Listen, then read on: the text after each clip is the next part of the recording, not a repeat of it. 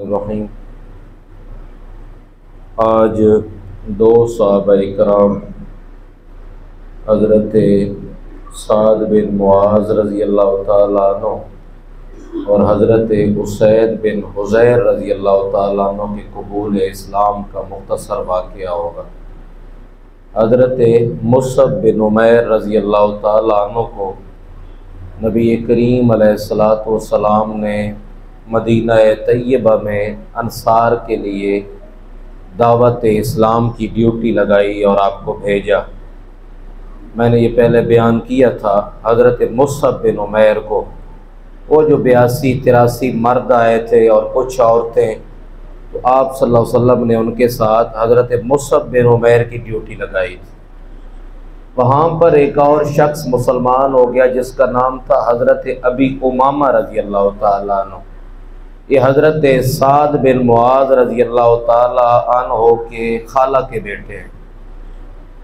अब ये हज़रत अबी उमामा और हज़रत मुसअब बिन उमैर रज़ी अल्लाह तआला अन्हु, ये दोनों निकलते हैं दावत इस्लाम के लिए।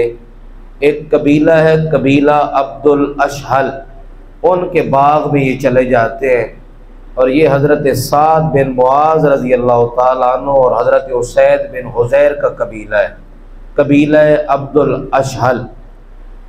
आप दोनों हज़रात मुसअब बिन उमैर और अबी उमामा जाते हैं बाग में, और उधर से उसैद बिन हुज़ैर और हज़रत साद बिन मुआज़ जिनको दावत देनी थी इस्लाम की, उनको जब पता चलता है तो हज़रत साद बिन मुआज़ ने उसैद बिन हुज़ैर से कहा कि यार अबी उमामा मेरी खाला का बेटा है, अगर मैं इसे बाग में से निकालूंगा तो ये अच्छी बात नहीं है, इसलिए तू जा और कोई ना कोई तरीका इख्तियार कर, इनको बाग से निकाल। ऐसा ना हो कि इनकी तबलीग हमारे ऊपर, हमारी कौम के ऊपर असर कर जाए। अब अबी उमामा जाते हैं, हथियार जो भी था उस वक्त, तलवार, चाकू, छुरी, वो भी साथ लिया। मैं पहले प्यार से समझाऊंगा, फिर डराऊंगा, धमकाऊंगा, अल्लाह करेगा कि निकल जाएंगे बाहर। जब हज़रत उसैद बिन हुज़ैर अभी ये इस दावत इस्लाम में, दीन इस्लाम में दाखिल नहीं हुए, इन्होंने जाकर अपने तरीके से कहा भाई यहाँ से चले जाओ, तुम्हारे लिए बेहतर है। हज़रत मुसअब बिन उमैर और अबी उमामा ने कहा यार पहले हमारी बात सुन ले, अगर तुझे बात पसंद आ जाए ठीक है, वरना हम आराम से चले जाएंगे। तो बिल्कुल ठीक कह रहा है, ये तुम्हारा बाग है और तुम्हारा कबीला है, हम तुम्हें तंग करने के लिए नहीं आए, बल्कि हम तुम्हें कोई ना कोई दावत, कोई बात सुनाने के लिए आए। अगर हमारी बात पसंद आ जाए तो तुम सुन लेना, न पसंद आए तो फी अमान अल्लाह, हम चले जाएंगे।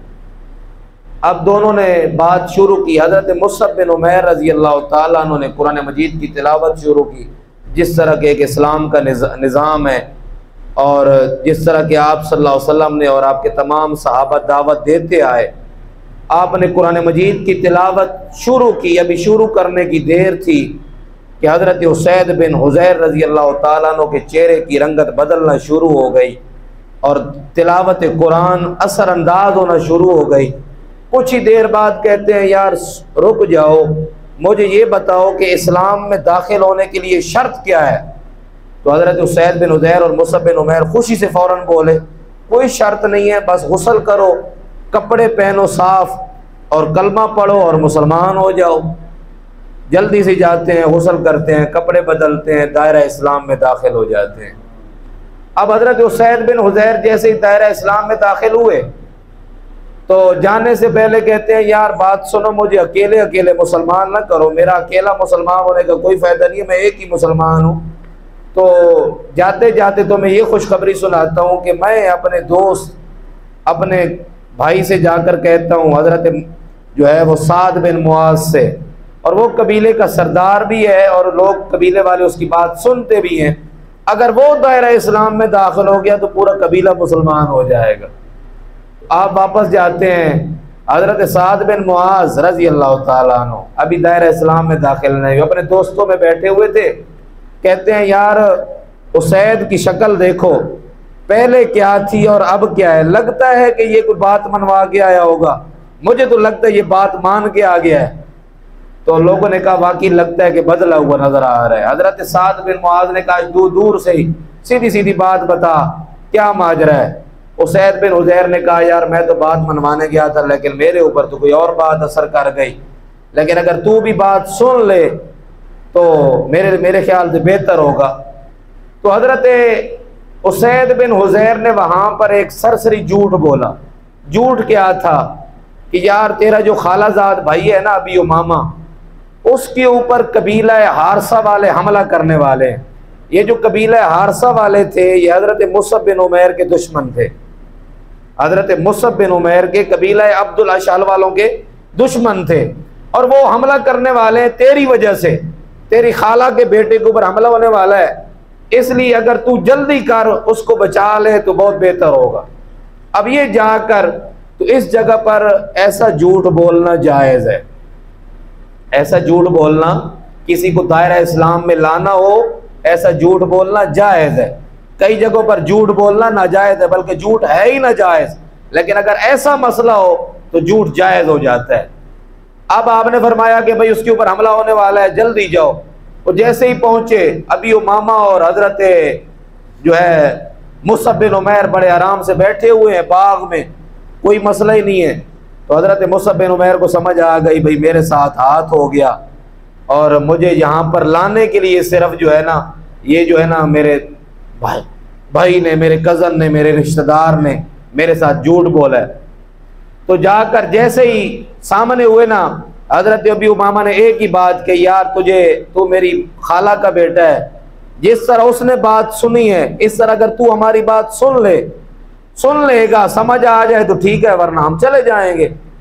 जैसे ही कुरान मजीद की तिलावत शुरू हुई और हजरत जो है साद बिन मुआज रजी अल्लाह ताला अन्हो के ऊपर जब कुरान मजीद की तिलावत का असर होना शुरू हुआ तो फौरन आपने कोई दूसरी बात नहीं की, बल्कि आप भी दायरा इस्लाम में दाखिल हो गए। ये इस्लाम की अजमत और कुरान की अजमत है। दायरा इस्लाम में दाखिल हुए, कहा यार सुनो, हम दोनों का फायदा बहुत है, लेकिन मैं वापस जाऊंगा, मैं अकेला मुसलमान नहीं होना चाहता, बल्कि मैं तुम्हें अभी खुशखबरी सुनाता हूं कि मेरा पूरा कबीला मेरी वजह से इंशाअल्लाह दायरा इस्लाम में दाखिल हो जाएगा। अब वापस जाते हैं कबीले में, कबीले वालों को कहते हैं हाँ भाई मेरे बारे में तुम्हारा क्या ख्याल है।